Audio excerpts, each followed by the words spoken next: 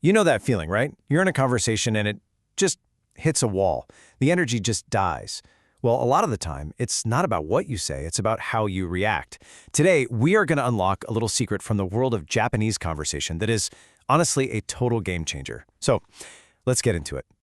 Okay, so picture this. A friend leans in and tells you something. Could be huge news, could be a tiny observation. What do? What's your go-to?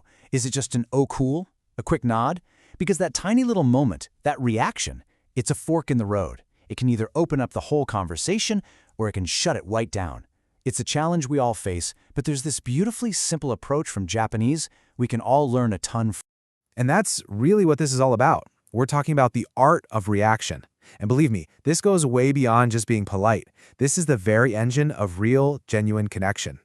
So here's the bottom line. A great reaction, it's kind of like holding up a mirror to the person speaking. It tells them, hey, I got that, I'm with you, what you said just landed. It's the huge difference between just swapping information, like two computers, and actually sharing a moment. If you can get this right, you turn what could be a monologue into a real, living dialogue. Okay, so how do we actually do this? How can we nail that perfect reaction every single time? Well, in Japanese, there's this one incredible all-purpose phrase that does all the heavy lifting for you. It's so simple, but man, is it effective. そうなんだ. If you ever just listen to people talking naturally in Japan, you will hear this constantly. It's this perfect mix of like mild surprise and I'm totally listening. You can think of it as the Swiss Army knife of reactions. It's your, oh, really? Your, wow, is that so? All packed into one smooth, natural sound. But to really get why this one little phrase has so much power, we gotta pop the hood and see what makes it tick. Okay, so what's so cool here is how it's split into two parts. First you have he. This isn't even really a word, it's just a sound. It's that audible intake of breath that says, whoa, new information received. It's totally instinctual. Then comes the second part, so nanda. That's the brain catching up. It means, is that so? Or I see? It's the confirmation. And when you put those two together, that's where the magic happens. It's this perfect 1-2 punch. The hey is the emotional hook. It shows you're engaged, you're surprised. Then the so nanda is like a verbal handshake, confirming that you got the message. It's not over the top, but it's not passive either. It is the absolute sweet spot. So that's the theory. But let's see how this thing actually works in the wild. Here's how it would sound in just a normal, everyday chat. So your friend drops this on you. Pretty cool. Kind of unexpected news. Now your response here is everything. You could just say nice, right? And the conversation just peters out.